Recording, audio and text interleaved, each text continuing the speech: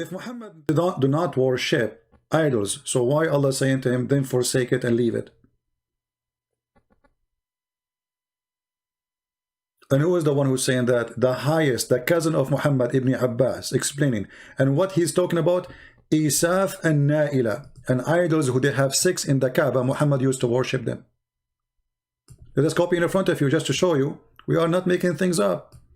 وقال قتادة الرجز إيساف ونائل صنمان كانا عند البيت. What? What?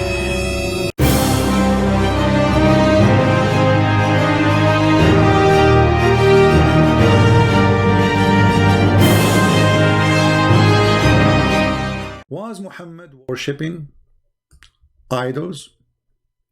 Remember, Allah forgive not that who take other with him.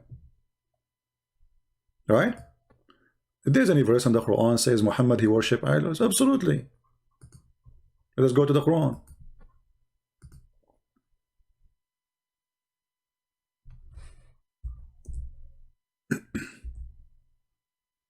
Chapter 74, verse number 5. This is the Muslim translation. What shan mean? I don't know. Honestly, I don't know what shan mean in English. I don't know. Let me see. Just to see if the translation is correct.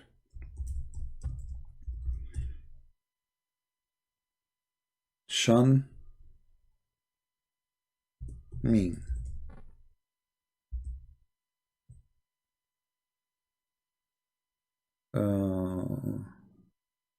Look like this is a false translation. Let us get different translation. This is Yusuf Ali. They love to lie. They love it. This guy is saying shan because it should be a you know, the word there is about worshipping idols. Hold on. Let us try to find a little decent translation. Maybe we can get lucky. Aha! Aha! And keep away from ar-rajz. Keep away. It says keep away or leave it. Fahjur. So look, he put there ar-rajz and he put the word idols, but in the beginning he lied. It doesn't say keep away. It says leave worshipping. Uhjur, hijra. The Muslim they say hijra. What hijra? Hijra is leaving from a place to a place. Leaving something behind. Allah saying to him, leave it. So if you don't do it, what he will say to him, leave it.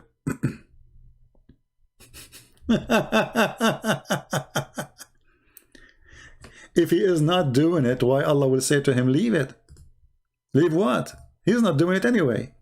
He should not leave anything unless he is doing that thing. Look at the translation. Stay away from the idols. Stay away from the idols. Or it says it clearly, leave the idols. I mean, I never saw really any Islamic translation have little honesty. They don't.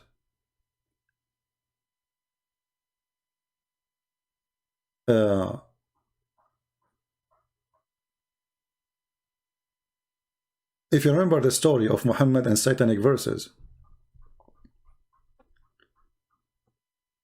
right? But let me see if I can find Ibn Kathir. Hold on. Let us see if we can get the liars busted from Ibn Kathir in English. Remember, Ibn Kathir in English is different from Ibn Kathir in Arabic. Always. All right. Chapter 74, verse number 5. Give me a second. I will put it for you on the screen.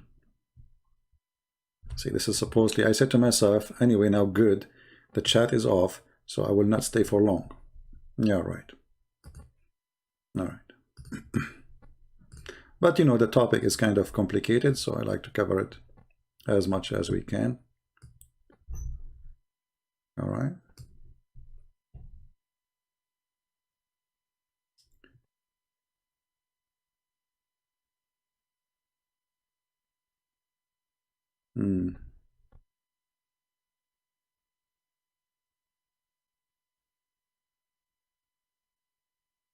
Yeah, in the Ibn Kathir in English, they are saying keep away too. Let us see. You know, they are lying, because Ibn Kathir in English is not the same as in Arabic. Actually, we can show it in Arabic. You know, actually in Arabic it says fajr. You know, leave it. Ibn Abbas, he said that too. Let me show you some.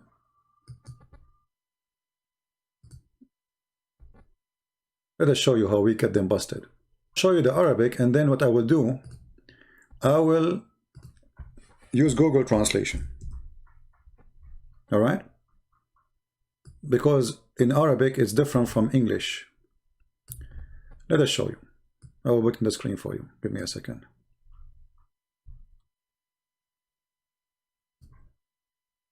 This is the official government of the Kingdom of Saudi Arabia. قوله تعالى والرجز فهجر. And here they are saying what it's mean. يعني الأوثان, the idols. And then he say أي فترك. فترك, which mean leave it. Don't do it. Leave it. And in front of you, I'm going to click translate to English. Again, this is the official government of the Kingdom of Saudi Arabia. Translate. I'm going to translate to Arabic. Weird. We don't want Arabic. What Arabic? Translate to Arabic? No. Give me a second. Google translating the Arabic into Arabic.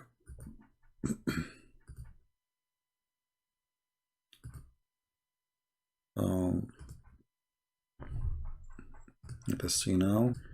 Let us refresh the page. Maybe that will help. All right. Here we go. We made it work. The Almighty says it, and abomination for so forsake Almighty. Okay, and the translation is not really good. And then Mujahid and Akrama, etc. And they say the idols. The idols. So avoid abomination from the idols. Translation is very bad.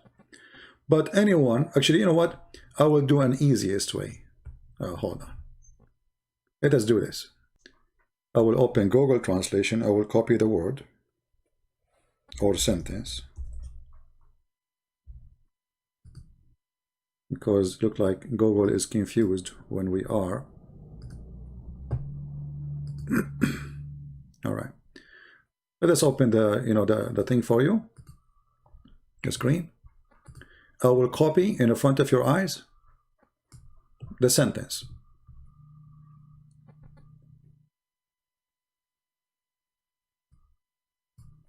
Let us copy from here.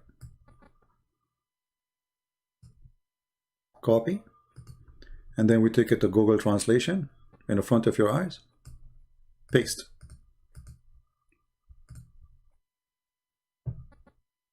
Then forsake it, i.e. leave it. Do you see it? They say to us, and Shabir, he said, Allah forgive not those who associate with him, other gods. If Muhammad do not worship idols, so why Allah saying to him, then forsake it and leave it? And who is the one who's saying that? The highest, the cousin of Muhammad ibn Abbas, explaining. And what he's talking about, Isaf and Naila, and idols who they have 6 in the Kaaba, Muhammad used to worship them. Let us copy in front of you just to show you we are not making things up. وقال قتادة الرجز إيساف ونائل صنمان كانا عند البيت. Let us take it. Copy. Take it to Google Translation.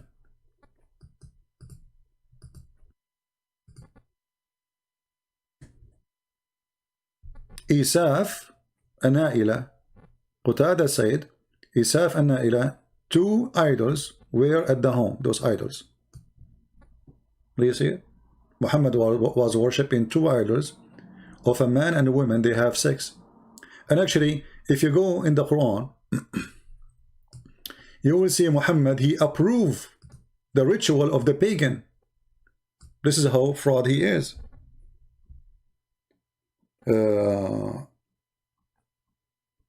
If you remember,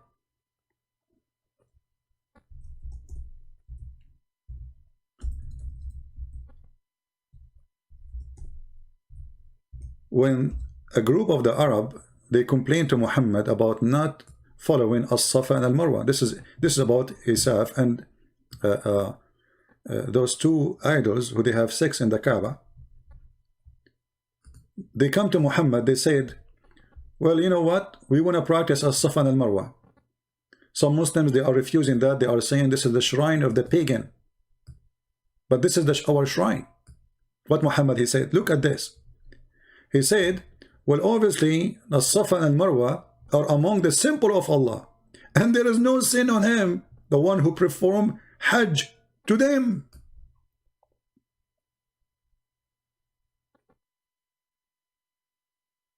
So when you go to the Kaaba, you have to continue and you go to the Safa and Marwa. And now the Muslim, until now, they practice it. They start jogging between the two idols, which does not exist no more there. And it's a practice of Islam. If you go and read the interpretation for this, you will die laughing. Chapter 2, verse 158.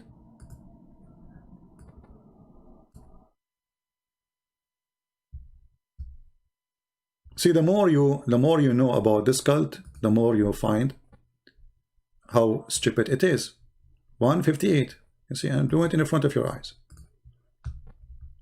Nothing from our books, nothing from our own words. We are not giving you the interpretation of ours. This is there. This is there. Here you will see the argument. It says here that reported blah blah blah blah from that Aisha, she said these verses revealed about helpers. Helpers is they called al-Ansar. They used to make Hajj to Manat, which was you know, part of their rituals, and they also avoid going between as-Safa and Marwa. When Islam came, they asked Allah Messenger, Allah bless him and give him peace. About this, he said, so he gave him his verse. But let's read carefully what it's going to say later. Aisha, she said, this verse was revealed about a group of people, of the helpers. Before Islam, they used to make the Hajj to Manat, and they were forbidden from going between as-Safa and Marwa. Who forbid them? Muhammad. And then they went to the to do Hajj and with Allah Messenger, and they mentioned to him, you know, this issue. So Muhammad, he revealed the verse saying it is from the ritual of Allah to do it. So who is the one who forbid them? Is it Muhammad or somebody else? If it's from the ritual of Allah, and why it is from the ritual of Allah? Here you will see it says